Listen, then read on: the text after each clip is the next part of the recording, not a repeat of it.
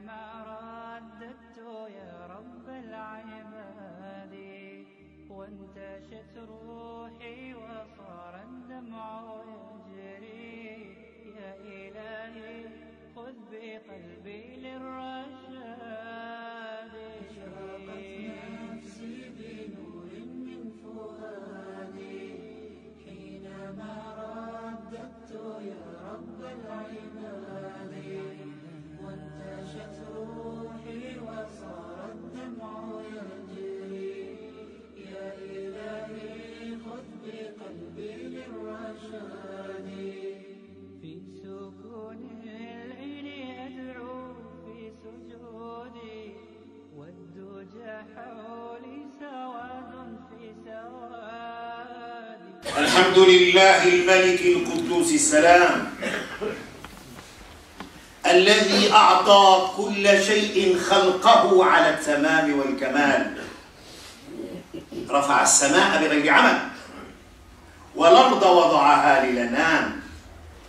نحمده جل وعلا حمدا يكافئ الفضل والإنعام، ونعوذ بنور وجهه الكريم من الشكوك والأوهام، ونسأله جل وعلا أن يغفر لنا جميع ذنوبنا والآثام.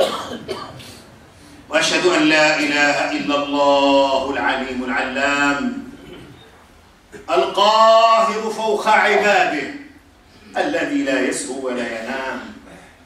وأشهد أن محمدا عبده ورسوله ومصطفاه من خلقه وخليله رسولا للأنام، صلوات الله عليه وسلامه وعلى آله وأصحابه منابر الهدى ومصابيح الظلام.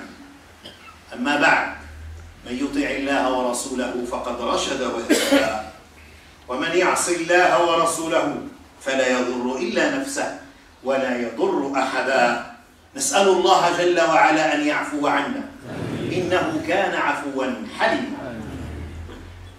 إخوة الإيمان، aujourd'hui nous allons traiter bimashi'atillah. Nous allons continuer bimashi'atillah, c'est-à-dire la suite que nous avons déjà entamée concernant les clés del Firdaus. Hein? Si tu acquiesces, si tu as la possibilité par ta piété, par ta sincérité envers Allah, à travers tous les actes que tu es en train d'accomplir, que tu sois jeune ou que tu sois vieux, que tu sois femme ou que tu sois homme, n'importe quand tu as dit la ilaha illallah, il faut que tu cherches le bénéfice le plus important. Qu'est-ce que ça veut dire le Firdaus? C'est que tu seras le voisin de Muhammad sallallahu alayhi wa sallam. Pas le voisin d'un monarque ou d'un richard, ou d'une star, comme disait l'autre, non. Mais tu seras le voisin de Muhammad sallallahu alayhi wa sallam. À quoi tu aspires sur ce bas monde si tu n'aspires pas par ta conduite exemplaire, inspirée correctement de Sunnat Rasulullah sallallahu alayhi wa sallam et du noble Coran, Al-Firdaus. On a déjà traité les 2 mois derniers le hadith Rasulullah qui nous décrit que se termine par les 10 versets et les 11 parfois selon le compte de Hafs ou de Warsh. Les 10 versets à travers lesquels il y a 6 clés du paradis. Nous avons traité de la manière de prier et d'avoir à l'intérieur de soi cette vraie sensation que je suis en train de parler au Créateur des cieux et terre, Allahu Jalla wa Ala.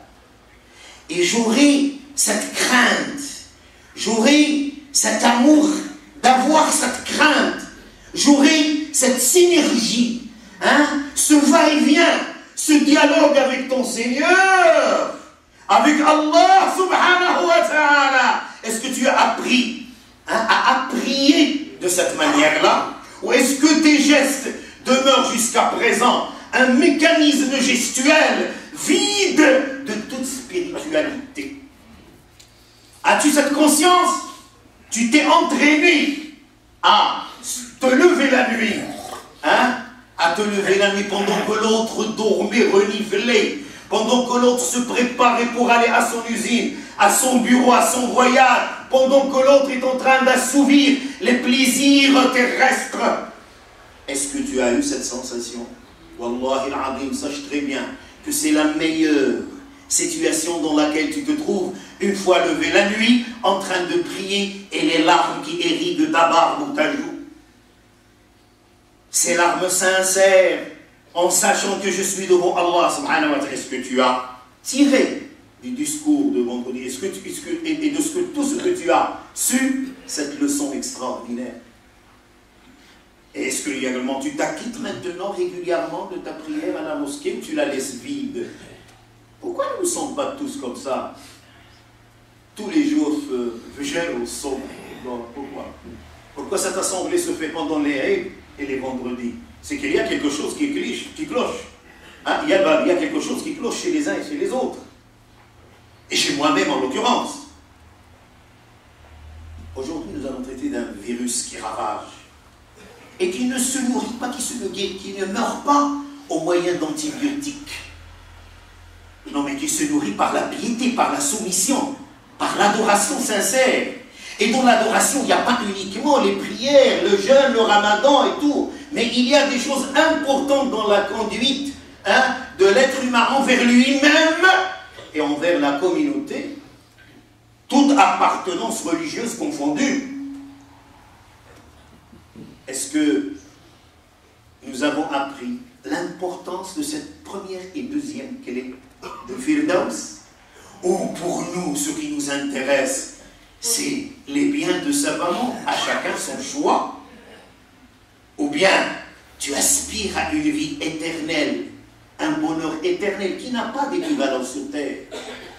Ou bien tu aspires à tout ce qui est futile, éphémère, voué quand même à l'anéantissement?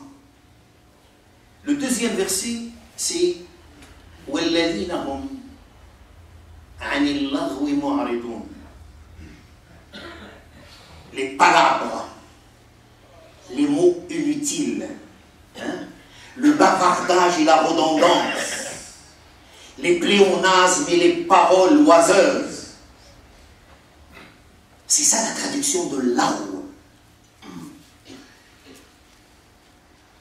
Ces gens-là, leur qualité, leur signe, comme quoi ils sont des croyants, c'est que pour ces choses-là, que ça soit gestuel ou verbal, ils les rejettent.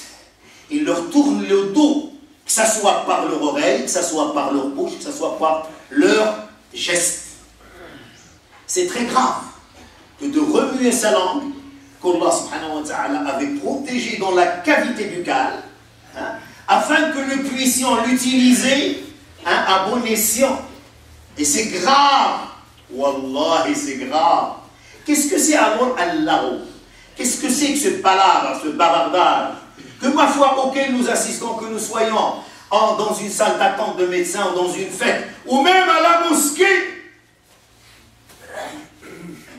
même à la mosquée, dans la demeure d'Allah, on est en train de désobéir par ces paroles inutiles et ces gestes inutiles.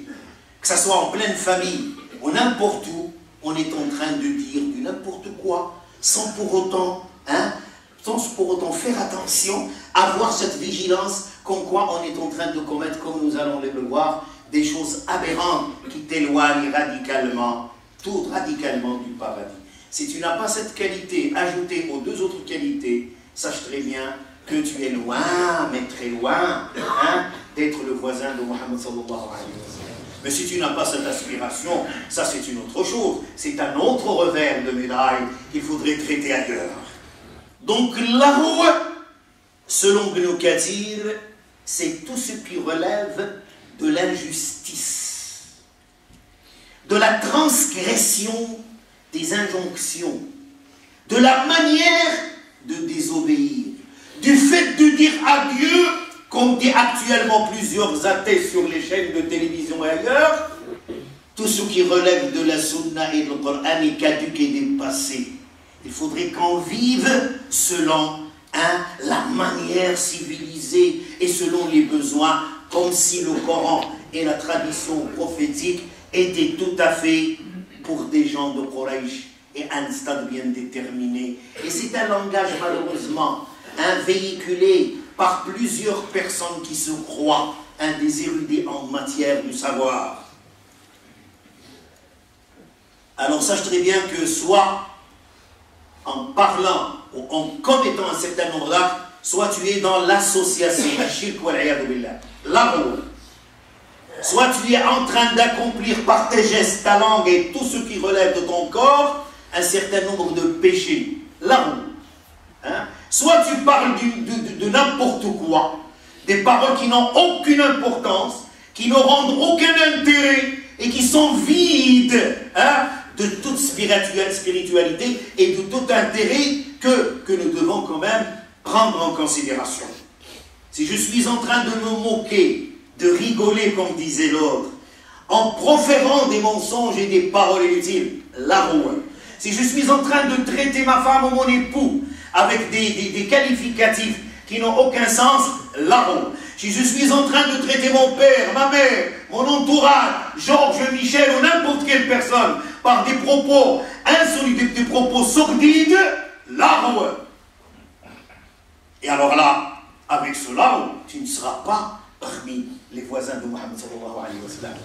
Parce que tu n'as pas rejeté l'argh. Il t'est recommandé par ce verset وَالَّذِينَ هُمْ عَنِ اللَّغْوِ مُعْرِضُونَ.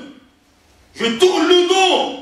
C'est pour cela que notre langue, bimashi'atillah, elle est placée dans une cavité, notre cavité buccale. Elle est là, elle est cachée. Malheureusement, si elle était à l'extérieur, il ferait des ravages.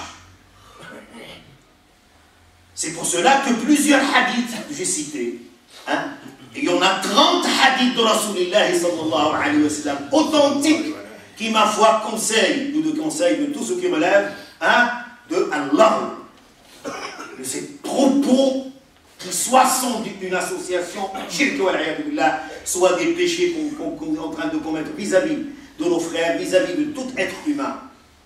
Rasulullah sallallahu alayhi wa sallam dit dans un hadith de Bukhari, celui qui croit en Allah et au jour du jugement dernier, qu'il dise du bien ou qu'il se taise. Autrement dit, dans le langage familier, qu'il la ferme. Je m'excuse du terme. Celui qui croit en Allah, le summum de la foi, fais attention, fais gaffe. Ta langue, c'est vraiment une vipère, je dirais dire à son être, qui risque en fait de te conduire vers le pire. Et d'ailleurs, Shafi'i l'avait qualifié comme tel, comme étant une vipère. Si tu la lances, la première personne par laquelle il commence, c'est toi. Tâche de la préserver, de la garder pour dire du bien. Voilà, Rasulullah sallallahu alayhi wa sallam répond à Uqba bin Amir, qui se dit, Ya Rasulallah, l'échappatoire, al-najat, le fait d'échapper à l'enfer, le fait d'échapper à ce châtiment, comment? Ya Rasulallah, men najat. Rasulallah lui répondait, garde ta langue, et que tu sois satisfait d'Allah. Ce que tu as dit, c'est une métaphore. Et tu dois pleurer sur tous les péchés que tu avais commis. Et alors là, c'est la nuit, la prière de la nuit qui te permet de cette reconnaissance de péché et le fait de les divulguer à Allah dans la langue que tu possèdes, arabe, la langue africaine, russe, espagnole, n'importe quelle langue, parle-lui, dis-lui, pleure sur tout ce que tu avais commis durant toute la journée et personne n'échappe à l'erreur. Mais on a des circonstances, on a des périmètres, on a des occasions pendant lesquelles on s'adresse à Allah et sache très bien qu'il te pardonne parce qu'il t'aime.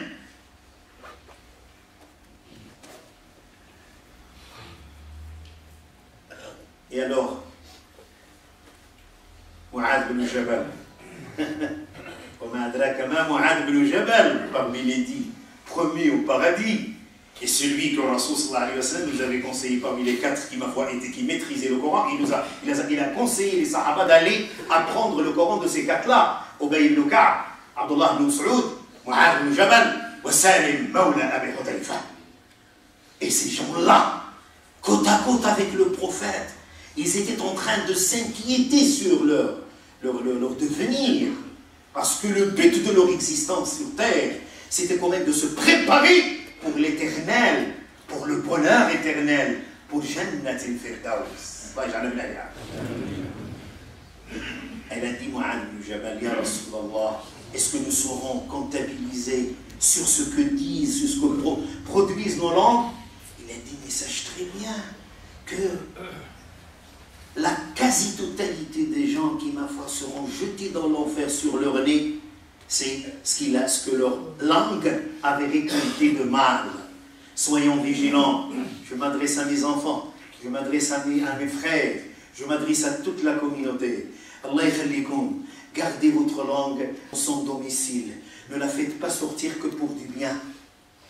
Et nous allons voir des cas de figure vraiment et extrêmement dangereux. Donc il faudrait qu'on sache qu'à partir d'une simple phrase, j'allais dire d'un simple mot, des amusements entre jeunes, la jeunesse musulmane, la force de la communauté, les pères de demain, hein, l'avenir de la communauté islamique, par sa morale, par sa science, hein, par sa morale islamique inspirée de Sunnat Rasulillah. Apprenez à vos enfants, à vos pères, venez m'apprendre moi-même comment je dois sauvegarder ma langue pour ne pas qu'elle aille au-delà de shirk billah. Une femme, d'après ce qui a été rapporté par plusieurs érudits, qui était en train de laver une femme morte, en passant sur sa partie génitale, elle a dit combien cette partie a-t-elle commis d'actes de fornication. C'est grave. L'arwa kalam khabith ashkur galek foulhachi. Dans une autre version, certains érudits disent qu'elle avait pensé ça, elle ne l'avait pas prononcé. L'arwa. Parce que ça émane du cœur, c'est une intention, et tu étais sincère. Sa main s'est collée à la peau de la morte, de la femme morte. Elle s'est collée. Il a beau essayer, il a beau faire pour la retirer, rien à faire. Des heures passèrent et on allait consulter le lama. Cette histoire se passa au temps de l'imam Malik, c'est-à-dire le 2e siècle de l'Hégire, au temps de la dynastie Abbaside. Et alors là, on a consulté avant Malik d'autres personnes. Certains ont dit qu'il faudrait lui couper la main pour la débarrasser et pour enterrer la défunte. D'autres ont dit, mais non, la vivante ne doit pas être privée de sa main. Essayons de couper une partie de la peau et de dégager la main de cette manière-là. Ils se sont rendus compte qu'il y a Malik le Medina. Et vous savez très bien que la sanction de celui qui est en train de proférer des paroles, hein, c'est quelqu'un qui dit, Madame Intel, si elle a fait ceci, en pleine université ou dans la rue, ou en voiture, tu sais que Jamila, ah ben, j'ai fait ceci, cela avec elle. Attention, c'est pas une fille, hein, normale, c'est une fille de morale relâchée, c'est une ceci et cela. Et les circonstances ne me permettent pas de proférer des mots qui ne sont pas tout à fait à dire dans ces circonstances. Sache très bien, au moment où tu jettes comme ça, tu accuses une innocente ou un innocent, tu dis que c'est ceci qu'elle a commis telle chose, que c'est une fille de joie, que voilà, c'est une fille qui est, etc., etc., etc. Vous êtes mieux placé que moi pour quand même remémorer ce genre de discours. Sache très bien, le fait d'accuser uniquement par la langue, ça détruit, hein, ça détruit ta prière, ton pèlerinage, tes aumônes, tout ce que tu as fait de bonnes œuvres, ça détruit l'œuvre de 100 années. Un siècle, tu perds la totalité. Quel âge as-tu? Hein? Et alors cette femme-là, sa main s'est collée. Et dans le sharia de l'islam, la sanction c'est de donner 80 fouets à toute personne qui ne ramène pas des témoins tels que le Coran. Hein? Le Coran le citait. Alors l'imam Malik leur a dit, il faudrait quand même qu'elle reçoive 80 coups, la main collée à au dernier coup de fouet, le 80, la main s'est retirée. il faut qu'on surveille notre langue. Il faudrait qu'on se dise à tout moment, quand je suis en train de parler, qu'est-ce que je suis en train de dire? Allah yakhalik, diwana, la douane, sur nos bouches. On fait attention pendant la douane, quand on est à la douane, hein, de cacher ceci. Parfois on va même jusqu'à la corruption. De ne pas faire, on surveille également le poids de la valise. Si on est à Ryanair ou à autre, surveillons notre langue. Parce que la sanction, c'est Allah subhanahu wa ta'ala, ce ne sont pas des euros que vous allez payer pour faire passer quoi que ce soit. Donc la porte de Moulay el-Karim est ouverte pour le repentir. Hein?